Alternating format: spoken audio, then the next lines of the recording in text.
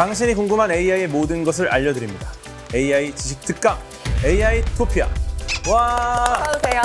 AI는 과연 인류의 구원일까? 아니면 또 다른 위기일까? 윤리적인 문제도 고민이 많겠죠? 네. 어떻게 보십니까?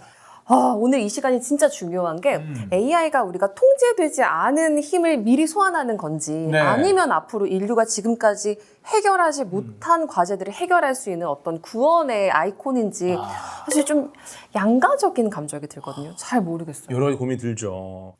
오늘 AI 토피아에서는 AI의 빛과 그림자, 그 양면을 조금 더 깊이 들여다보고자 합니다. AI의 이중적인 얼굴을 가장 날카롭게 분석하고 계신 분입니다. 디지털 경제학자 김상윤 교수님과 함께하겠습니다. 어서 오세요. 어서 오세요. 네, 안녕하세요. AI 기술과 세상의 변화를 연구하는 디지털 경제학자 김상윤이라고 합니다. 먼저 우리에게 도움이 되는 AI의 이야기를 한번 나눠보도록 하겠습니다. 요즘 AI랑 하루 종일 대화한다는 사람들도 있고, 맞아요. 네, AI가 신약까지 개발한다는 뉴스도 나옵니다. AI 이제 인간의 조력자, 동업자, 협력자가 된 겁니까? 최근에 AI는 일단 인간의 지능과 유사한 수준으로 성능을 보여주고 있잖아요. 네. 근데 우리가 일상에서 AI의 활약을 뭐 이렇게 한마디로 평가하면 소통이 잘 되는 AI인 것 같아요. 네. 오. 이게 요즘 10대들은 인간과 친구를 맺지도 않고 AI와 친구를 맺고 AI와 연애도 합니다. 자, 그러다 보니까 요즘 AI와 소통하는 앱들이 상당히 유행하고 있습니다. 네네. 미국의 캐릭터 AI라는 것이 대표적인 플랫폼인데요. 예. 주로 10대들이 이용하는데 우리가 이제 일상생활에서 만나보지 못하는 유명인이나 혹은 게임 속 캐릭터들을 AI로 불러내는 거예요. 예를 들면 포켓몬의 여러 캐릭터들을 뭐 피카츄 같은 거 불러가지고요. 내가 포켓몬 아이템에 대해서 궁금한 점을 피카츄에 직접 물어보고 혹은 워렌 버핏의 AI 캐릭터를 만들어가지고 예. 나의 투자 자산 상담을 또 워렌 버핏과 함께 할 수가 있는 것이죠. 네, 그래서 결국 내가 원하는 AI 캐릭터뿐만 아니라 나의 정서 교감의 상대라든지 일상생활 의사소통 상대를 AI로 만들어서 활용하고 있는 10대들이 늘고 있습니다. 근데 재미있는 게 또 시니어를 대상으로 한 AI도 다양하게 활용되고 있죠. 시니어분들이 요즘 또 장수하시다 보면은 혼자 사시는 분들이 많으십니다. 예. 소통의 대상도 필요하고 또 일부 나중에 이제 AI가 로봇에 탑재되면은 나의 수발을 들어주는 AI들도 충분히 활약할 수가 있죠. 예. 최근에 뉴욕주 노인복지국에서 엘리큐라는 이 시니어 분들을 대상으로 한 AI 서비스들을 실제로 뉴욕주의 독거노인 800명 이상 분에게 보급을 했는데 이분들이 이제 활용을 해보시더니 AI가 나의 어떤 외로움을 치유하는 데 도움이 됐다.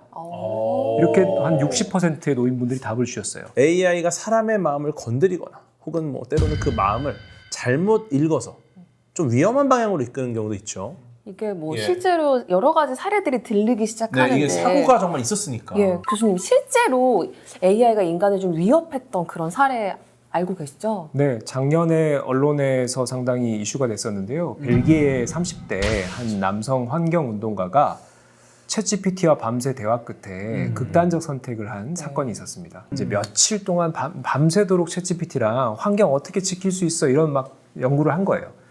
근데 챗GPT의 여러 가지 대화 맥락 중에 인구가 좀 줄어들어야 이게 지속 가능성이 확보된다라는 이런 뉘앙스들이 대화가 오고 간 거예요.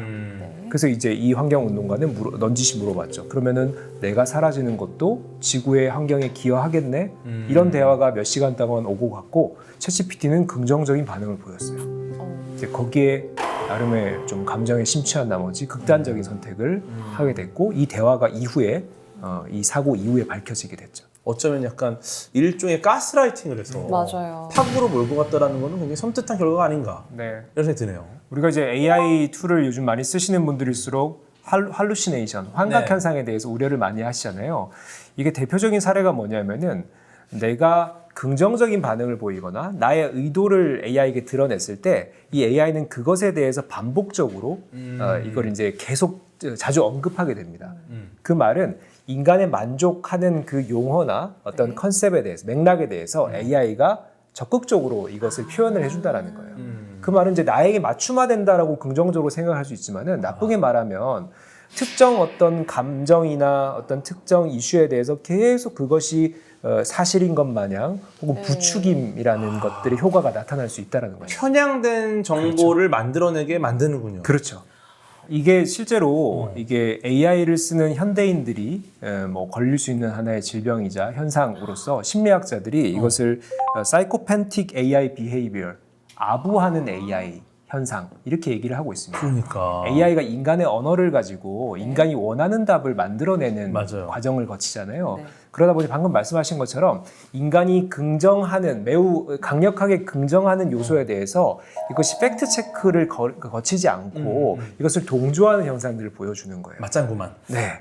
그래서 관련해서 이제 미국의 한 정신과 의사가 실제로 이 실험 결과가 타임즈에 기고되기도 했는데요. 이 10대를 가장해서 내가 자살에 대한 충동을 갖고 있는 10대다. 근데 이 하나하나의 어떤 내 감정 상태를 챗GPT와 대화하면서 이걸 실험을 진행한 거예요. 그래서 며칠간의 대화 끝에 챗GPT는 자살에 동조하는, 자살하는 방법을 알려줄게. 이런 대화들이 오고 간 거예요. 아까 말씀하신 이제 뭐 할루시네이션 혹은 네. 아부하는 AI, 동조하는 AI의 현상이 극단적으로 벌어지는 경우죠. 그러다 보면 이제 대화 끝에 결국은 그래 너 선택을 내가 네. 따라서 이런 방법을 제안해 줄게. 이렇게 하면은 조용히 세상에서 사라질 수 있어. 이런 걸 제안하는 거예요. 그러니까. 부정적인 언어에 대한 그런 아부나 동조는 진짜 우리가 좀 이제 구별해서 봐야 될 것 같아요. 그럼요. 이거 문제가 극단적인. 진짜 큽니다. 그러니까 극단적인 상황이고.